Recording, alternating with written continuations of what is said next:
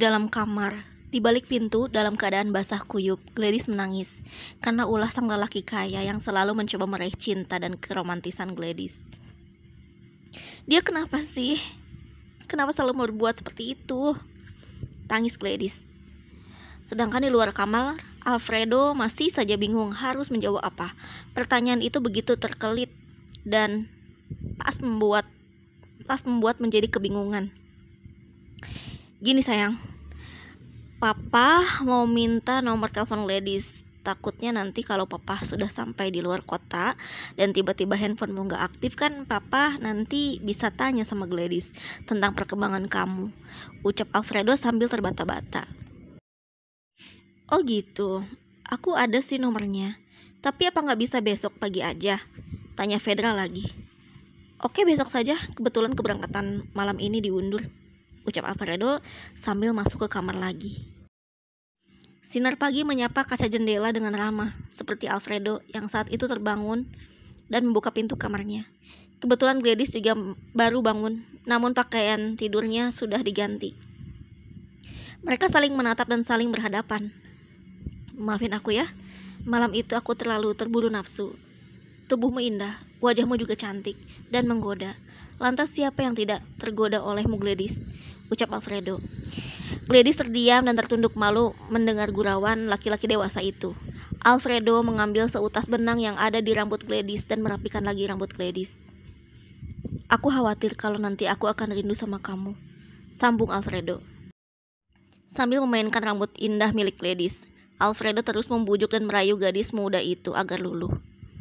Aku mau sarapan tuan. Kalau saya seperti ini terus, lantas apakah Fedra tidak cemburu melihat kasih sayang ayahnya terbagi untuk aku? Jawab Gladys dengan suara lembut.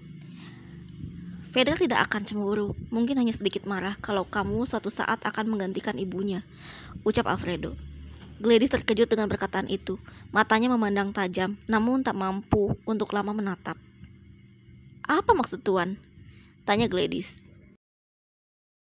Ya, aku jatuh cinta sama kamu Gladys. Semua yang ada di dirimu membuat aku jatuh cinta, jelas Alfredo.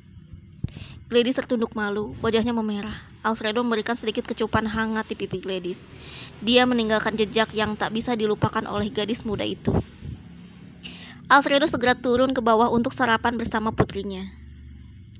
Alfredo tersenyum, salah tingkah, saat telah mencium pipi sang gadis muda.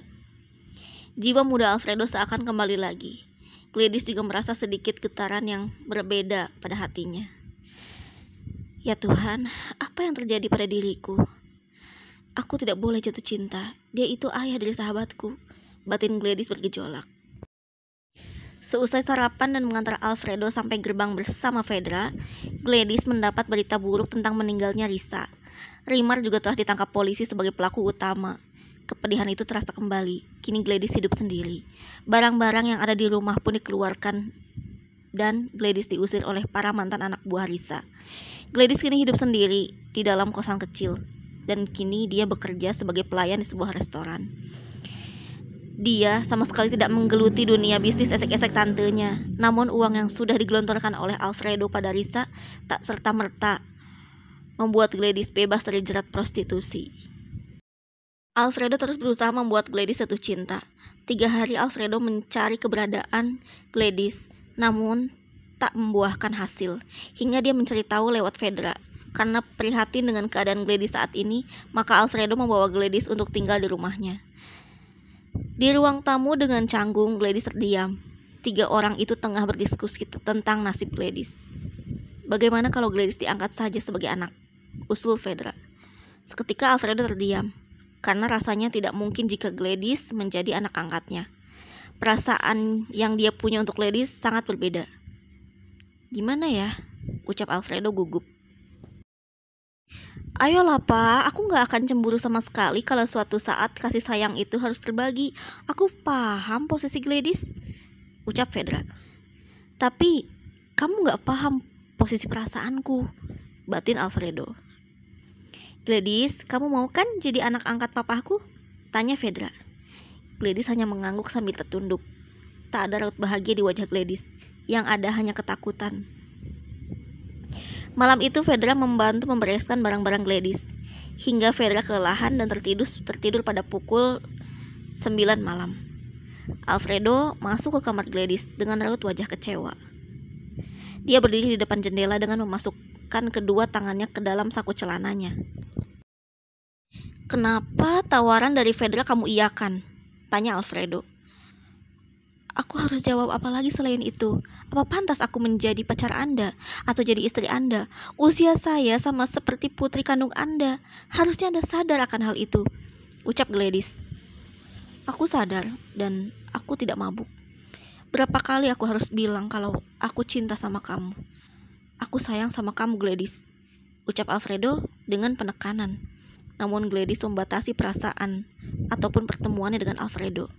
Dia menyeret tangan Alfredo dan mengarahkannya keluar. Gladys menutup pintunya dan tak mau mendengar celotehan Alfredo lagi. Apalagi dia takut kalau tiba-tiba Alfredo mengajaknya untuk tidur bersama lagi. Pagi itu Berto datang ke rumah Alfredo. Dia tahu kalau Gladys kini tinggal bersama dengan ayahnya dan Fedra. Jadi Berto sengaja datang untuk menjemputnya. Dari koridor atas, Alfredo melihat Gladys yang sedang digenggam tangannya oleh Berto. Yang mana hal itu membuat dia cemburu dan segera turun ke bawah untuk menemui anak laki-lakinya. "Hai Berto, gimana pekerjaanmu di rumah sakit?" tanya Alfredo. "Baik kok, Pak," jawab Berto. "Kamu kesini cuma mau jemput Gladys?" tanya Alfredo. "Iya, Pak," jawab Berto santai. "Kalau bisa, adikmu juga diajak. Jadi, gak cuma berdua di mobil," ucap Alfredo dengan nada sedikit menyindir. Namun Fedra yang baru turun dari kamar datang dan melerai ucapan ayahnya. "Aku mau bawa mobil sendiri, Pak," ucap Fedra. "Kalau gitu, Gladys aja yang ikut di mobil kamu," jelas Alfredo pada Fedra. "Memangnya kenapa kalau Gladys ada di mobil Kak Berto? Lagian mereka kan lagi PDKT, jadi wajar dong kalau aku gak usah ganggu urusan mereka," ucap Fedra. "Berto itu laki-laki dan Gladys adalah perempuan. Apakah kamu tidak khawatir terjadi hal yang tidak-tidak?" tanya Alfredo. "Kak Berto anak kandung papa, Gladys anak angkat papa. Mereka berdua sama-sama anak papa. Kenapa seperti tidak percaya?" tanya Fedra. Pertanyaan itu membuat Alfredo terdiam. "Bukan begitu, tapi," ucap Alfredo terpotong. "Sudahlah, Pak. Lagian siang nanti kan Kak Berto juga gak bisa jemput Gladys. Jadi nanti siang Gladys dan aku akan pulang bersama.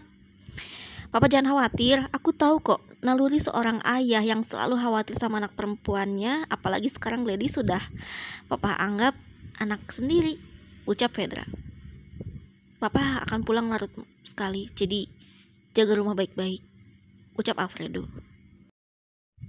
"Iya, Pak, tenang saja. Dua anak gadis Papa akan baik-baik saja," ucap Fedra dengan senyuman di bibirnya.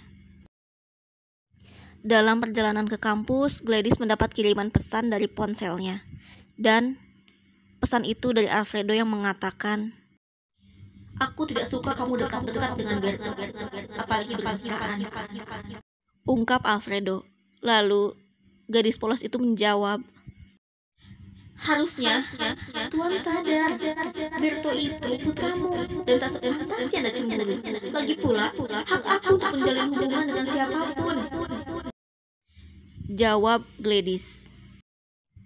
"Ya sudah, tapi ingat, jangan terlalu dekat dengan Berto," ucap Alfredo pada calon kekasihnya itu. Dengan ramahnya Berto membukakan pintu untuk Gladys karena sudah sampai ke kampusnya. "Silakan Tuan Putri, nanti siang aku gak bisa jemput karena tugasku di rumah sakit masih banyak," ucap Berto pada Gladys. "Iya, tenang saja," ucap Gladys. Tak lupa Gladys mengucapkan terima kasih pada Berto. Namun di sisi lain Alfredo sangat kesal dengan sikap Gladys yang masih saja acuh tak acuh. Pukul 8 malam, saat itu Alfredo belum pulang. Namun Fedra mengadakan pesta bersama teman-temannya. Namun suasana riuh membuat Gladys bosan dan akhirnya menyendiri di dekat kolam renang di rumah itu. Tanpa disadari, Fedra menyuruh salah seorang teman laki-lakinya untuk menggodai Gladys. Dia beberapa kali mengajak Gladys untuk berdansa dan mabuk. Namun Gladys sama sekali selalu menolak hingga laki-laki itu sedikit berbuat kasar pada Gladys yang mengakibatkan tangannya terluka. Namun hal itu segera ditangani oleh Alfredo. "Ada apa ini?" tanya Alfredo.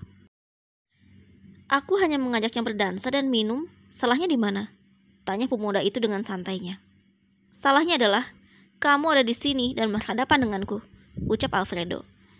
Dan langsung menghajar pemuda itu dengan memukulnya dan melemparnya ke kolam renang hingga pemuda itu berteriak dan minta tolong. Sampai beberapa tamu juga teman-teman Fedra mendekati sumber suara. Beberapa dari mereka menolong pemuda itu, termasuk Fedra. Dia kesal pada Anya yang sudah mengacaukan pestanya. "Ada apa ini? Kenapa temanku diperlakukan begini?" tanya Fedra. "Karena dia sudah mengganggu kekasihku," teriak Alfredo dengan nada membentak pada Fedra. "Kekasih? Maksudnya apa?" tanya Fedra heran. Maksudnya," ucap Alfredo terbata-bata. "Jawab, maksudnya apa?" marah Fedra. Dengan wajah gugup, Gladys terdiam dan bingung dengan apa yang ditanyakan oleh Fedra, termasuk Alfredo yang sedang mencari jawaban atas perkataan tersebut. "Pah, jawab, siapa kekasih Papa?" teriak Fedra.